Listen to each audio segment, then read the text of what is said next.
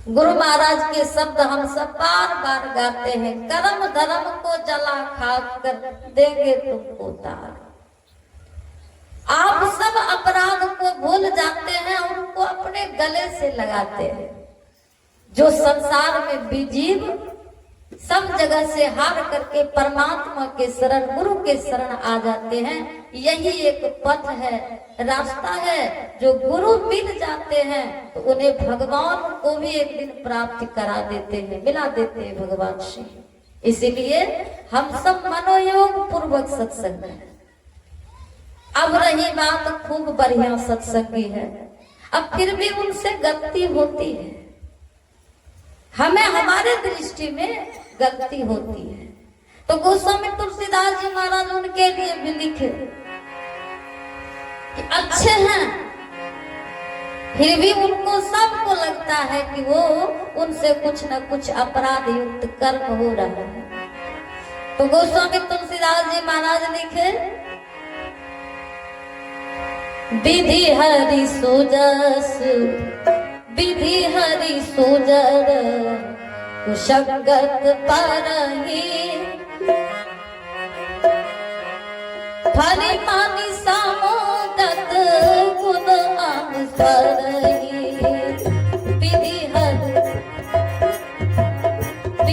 वस सुजर कुशगत परही फली मानी सामोदत गुण अनुसरही।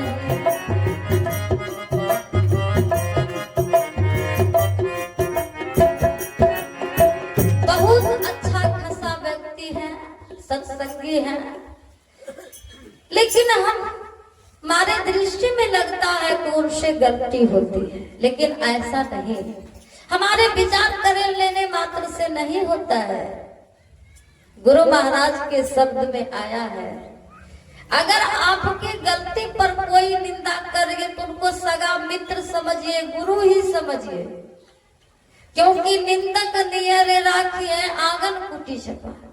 निंदक व्यक्ति को आगे में रखना चाहिए। आपकी गलती देखेंगे नहीं तो आप आगे नहीं बढ़ेंगे।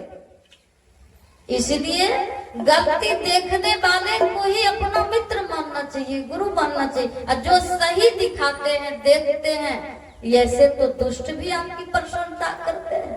तो ऐसा नहीं, विधाता के लेख के कारण सज्जन व्यक्ति भी दुर्जन के संग पड़ जाता है। लेकिन वो जिस तरह सर्प अपने मणि को छिपा करके रखते हैं, मतलब वैसे वो सज्जन भले ही कुसंग उनका संग है, लेकिन अपने वो गुण को छिपा करके रखते हैं, धर्म को छिपा करके रखते हैं। और धर्म, तीन चीज छिपाना बहुत जरूरी है, धर्म भी, धन भी, प्रेम भी। ये तीन चीज में नजर किन्हीं की लगना नहीं चाहिए। जब नजर लग जाती है तो फिर मुश्किल है जीना। इसलिए धर्म, लेकिन हम महात्माओं की एक लाचारी है। मैं भी कभी कभी सोचती हूँ कि नहीं जाए सत्संग में, अच्छा रहेगा मेरे लिए। लेकिन सवाल है कि गुरु महाराज के शब्द में आया है, कई बार प्रवचन में संत महापुरुषों के जरिए सुने हैं कि गुरु महाराज कहे हैं कि जीवन स्वावलंबी जियो।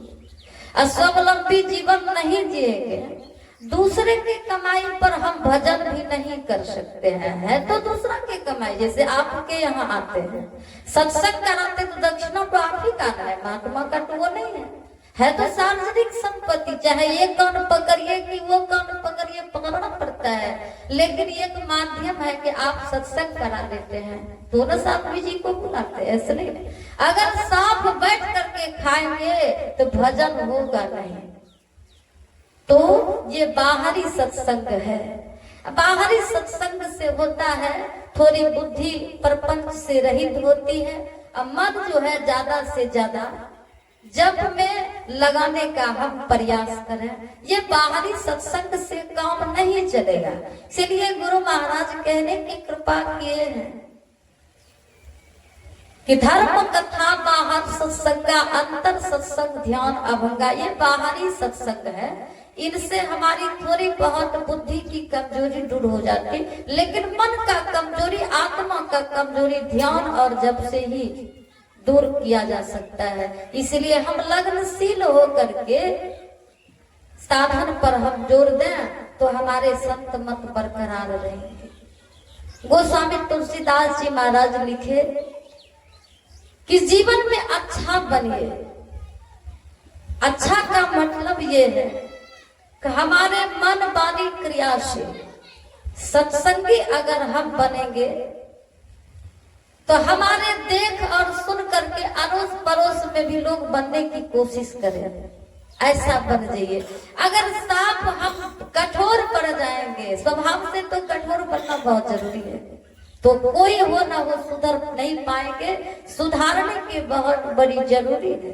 तो गोस्वामी तुलसीदास जी महाराज लिखे ऐसे संत की सदा सर्वदा आवश्यकता है हमारे जीवन में।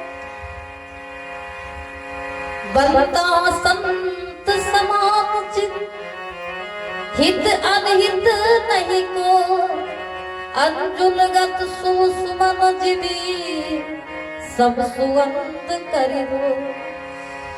जो सच्चे संत होते हैं, मित्र या शत्रुता की दोनों भावनाओं से परे होते हैं, दाएं और बाएं का भेद समाप्त करके जो एक रस परमात्मा को जानते, वैसे अंजलि गति प्राप्त किए संत को सत सत नमन वो कर किए जाने योग्य हैं, उनको हम सत सत नमन करते। गोस्वामी तुलसीदास जी महाराज संत की कृपा से संपूर्ण जगत कृतार्थ होते हैं। इसलिए बनता संत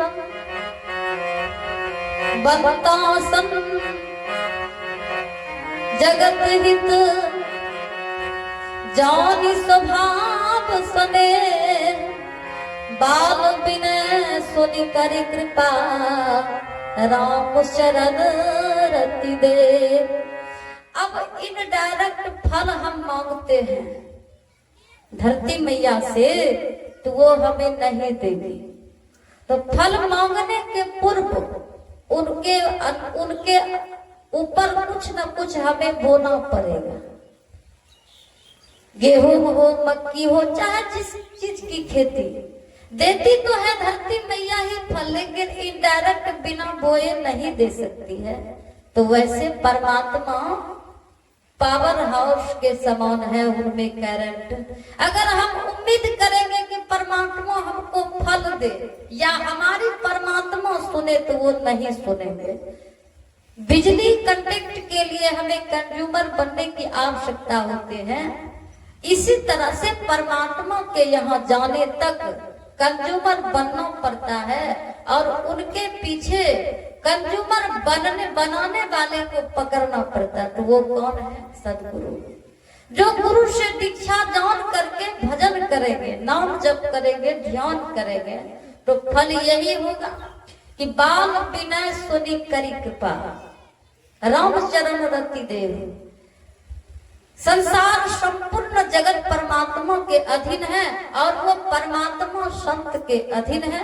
जो सच्चे संत सदगुरु के शरण चले जाएंगे, संपूर्ण संसार की विनय उन गुरु के माध्यम से परमात्मा सुन लेते हैं। इसलिए हमारे जीवन में सत्संग करने की बहुत बड़ी आवश्यकता है। हम सत्संग करें तो कहत कबीर सुनो भाई साधु, सुरत करो वही घर से। वही घर परमात्मा का है निजी धाम, वही हम जीव आत्मा को एक दिन सफर करके सार को जाना पड़ता है। लेकिन सत्संग, ध्यान, नाम की ये पूंजी हमारे साथ अगर रहते हैं, वो परमात्मा से हम हारेंगे नहीं। अगर इनकी पूंजी नहीं रखेंगे तो परमात्मा से भला कौन जीत पाए? जो हम जीत पाएंगे तो हमारी निवेदन वो नहीं सुन पाएंगे। इसलिए निवेदन सुनाने के लिए सच्चे सदगुरु की आवश्यकता